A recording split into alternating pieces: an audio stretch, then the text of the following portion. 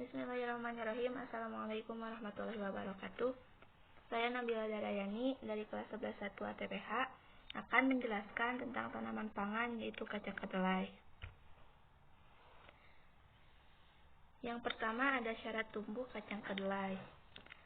Yang pertama ada media tanam. Media tanamnya harus gembur, subur, memiliki drainase yang baik, serta memiliki cukup bahan organik. Tepatnya di jenis tanah lempung berpasir dalam kisaran pH 5,5 sampai 7.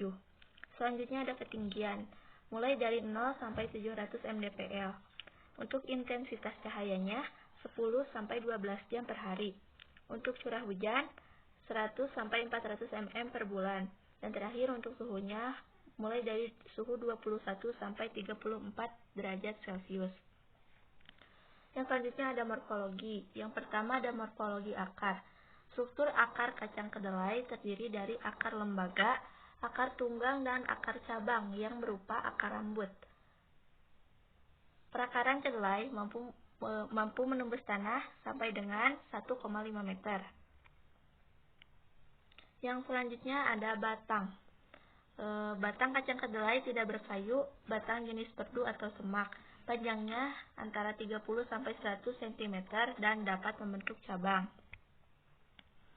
Yang selanjutnya ada daun. Daun kacang kedelai berdaun 3 helai. Jarang ditemukan daun kacang kedelai yang banyaknya 5 lembar daun. Ujung daun biasanya tajam atau juga tumpul. Lembaran daun samping sering agak miring dan warnanya warna hijau. Yang selanjutnya ada bunga. Bunga kacang kedelai memiliki 5 helai daun. 5 helai daun mahkota, 1 helai bendera, 2 helai sayap, dan 2 helai tunas. Benang sarinya ada 10 buah. Bunga tumbuh di ketiak daun, membentuk rangkaian bunga terdiri 3 sampai 15 buah bunga dan berwarna putih keunguan. Yang selanjutnya ada buah. Disebut buah polong. Setelah tua, warna polong ada yang coklat tua, putih kehitam-hitaman. Jumlah biji setiap polong antara 1 sampai 5 buah. Yang terakhir ada biji. Biji kacang kedelai ada yang berbentuk bulat lonjong, bulat, dan bulat agak pipih. Warnanya kuning kecoklat-coklatan. Yang selanjutnya langkah-langkah budidaya tanaman pangan kacang kedelai. Yang pertama ada persiapan lahan. Pertama sanitasi. Yang kedua ada penggemburan. Digemburkan hingga kegemburan 20 sampai 30 cm. Selanjutnya ada pembuatan bedengan. Dengan ukuran bedengan panjang drainase 50 cm, lebar 150 cm, tinggi 5 cm, dan untuk lahan yang becek yaitu 30 cm. Yang selanjutnya ada pemupukan dasar, menggunakan pupuk organik, biasanya pupuk kandang. Yang selanjutnya ada penentuan jarak tanam, yaitu 25 cm kali 25 cm. Yang selanjutnya ada persiapan bahan tanam. Ada perlakuan khusus benih. Untuk lahan yang baru pertama kali ditanami kedelai, sebaiknya dilakukan inokulasi rhizobium dengan tujuan menumbuhkan bintil pada akar yang dapat mengikat unsur nitrogen. Caranya, mengambil tanah bekas pertanian kedelai sebelumnya, mengeringkan dan ditumbuk sampai halus.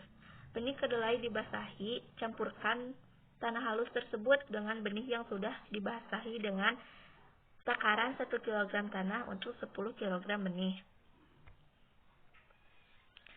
Yang selanjutnya ada penanaman. Penanaman dilakukan dengan cara ditugal atau membuat lubang terlebih dahulu.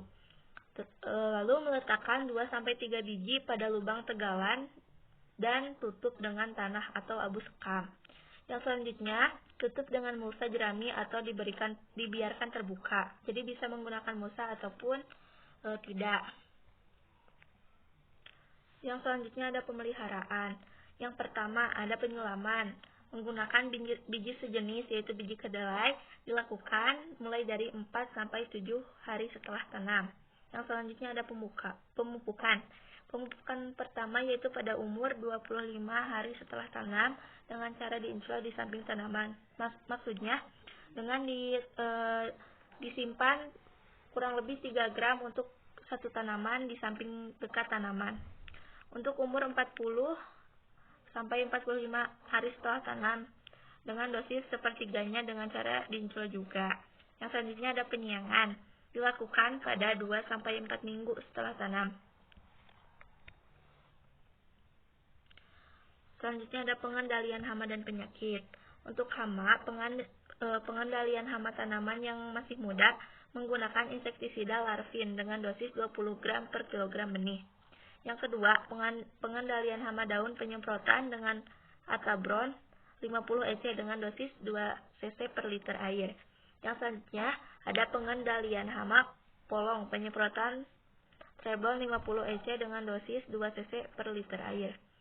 Yang selanjutnya ada penyakit karat daun dan sclerotium, dilakukan eradikasi atau pembuangan tanaman dengan cara dicabut dan dibakar untuk memutus penularannya.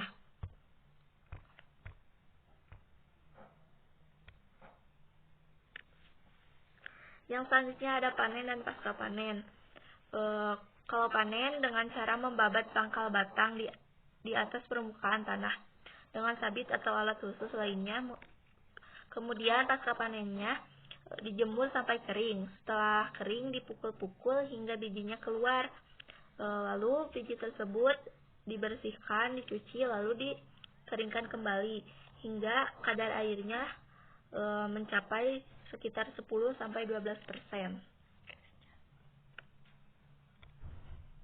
Yang selanjutnya ada strategi pemasaran. Yang pertama ada segmentasi pasar. Untuk geografis, kita ambil contoh di Kota Bandung. Dan demografi mulai dari usia 5 sampai 60 tahun. Psikografisnya untuk dimakan sehari-hari untuk orang-orang yang menerapkan hidup sehat, vegetarian, dan yang sedang menjalani diet, serta ibu hamil. Serta bisa juga dipakai bahan pokok pembuatan tahu dan tempe.